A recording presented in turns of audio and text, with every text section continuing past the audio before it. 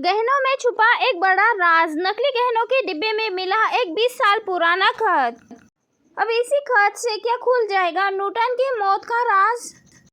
इस पवित्र शादी के मंडप में एक ओर तो शहनाइयां बज रही हैं, तो वहीं दूसरी ओर नफरत और साजिश का एक ऐसा जाल बुना जा रहा है जिसकी कल्पना खुद एस्पेरोसी ने भी नहीं की थी।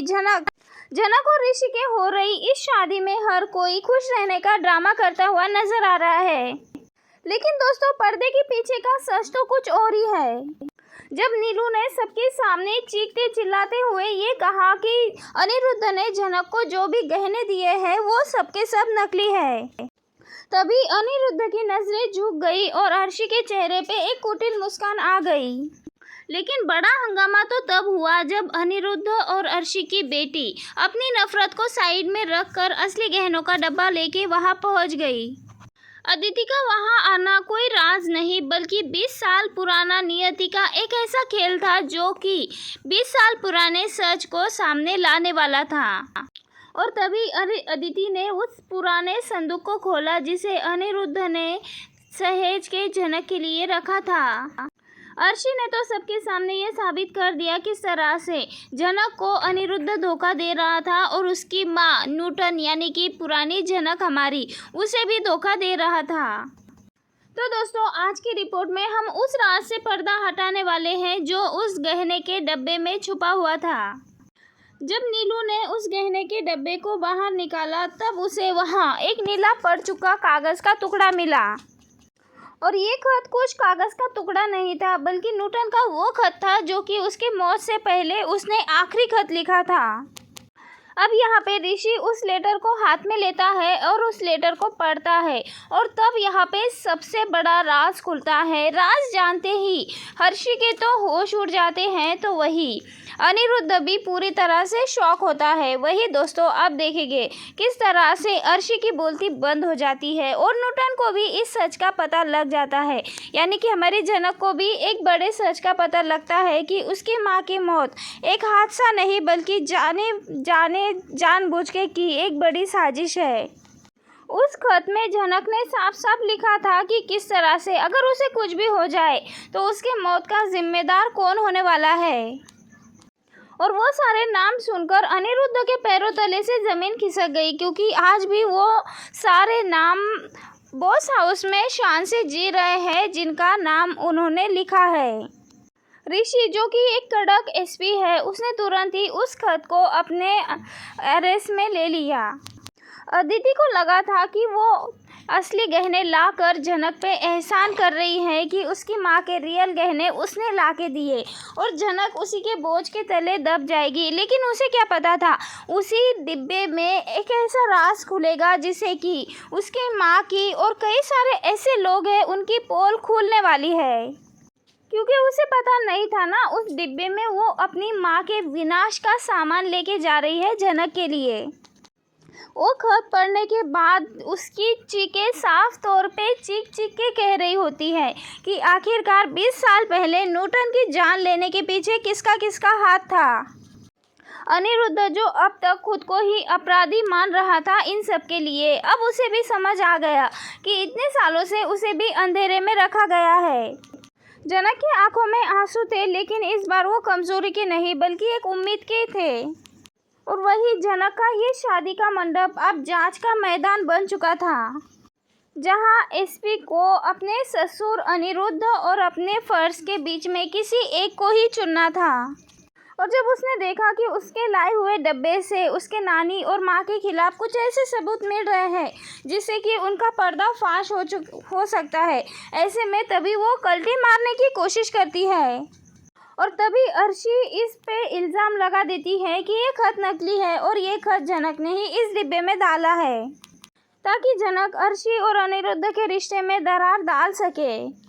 तभी अर्शी ने चालाकी से सारी बाजी पलटने की कोशिश की और कहा कि इस खत को जनक ने ही इस डिब्बे में डाला है और ये जनक ने ही लाया है ताकि जनक अनिरुद्ध और अर्शी के रिश्ते में दरार डाल सके।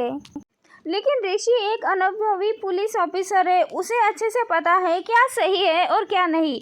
उस कागज पे बनावट और लिखावट देखकर वो समझ सकता है कि ये अभी का है लेटर या फिर बहुत पुराना।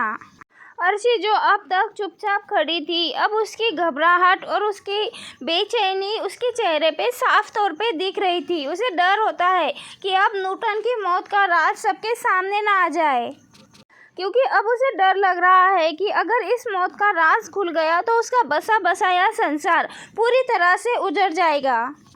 अभी तक अर्शी नकली गहने का ढिंढोरा पीट रही थी, अब खुद ही उन सारी साजिशों का शिकार हो रही है। और तभी ऋषि ने उस खत को आगे पढ़ना स्टार्ट किया। तब पता चलता है कि न्यूटन ने अनिरुद्ध के लिए एक संदेश छोड़ा था।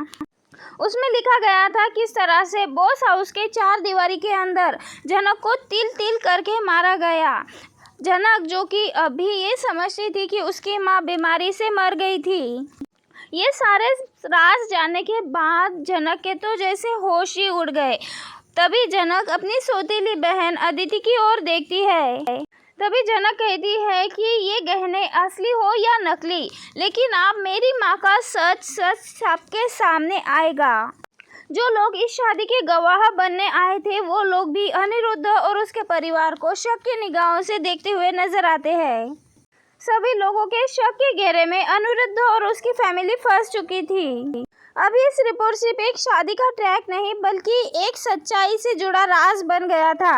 यहाँ पे अनिरुद्ध की दूसरी बेटी अनिरुद्ध को भड़काते हुए नजर आती है और कहती है ऋषि और जनक उसे निकाल देना चाहिए इस घर से। लेकिन तभी यहाँ पे अनिरुद्ध को एहसास होता है कि जनक के साथ साथ न्यूटन के साथ भी उसने बहुत ज़्यादा गलत किया है। अर्शी का जनक को नीचा दिखाने का पैंतरा उसी पे उल्टा पड़ गया, क्योंकि जनक के राज अब सबके सामने आ चुके हैं।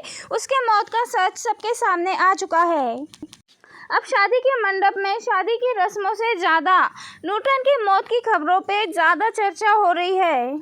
और तभी ऋषि भी 20 साल पुराना केस रीओपन करता हुआ नजर आता है। अदिति की आंखों में भी बहुत ज़्यादा गुस्सा देखने को मिलता है, क्योंकि उसे लगता है कि उसके पिता भी अभी उसका बहन जनक का साथ देते हुए नजर आ रहा है। ऋषि और अर्शी की माँ ने 20 साल पहले जो खेल खेला था उसे जनक और अनिरुद्ध की जिंदगी तो पूरी तरह से बर्बाद हो गई।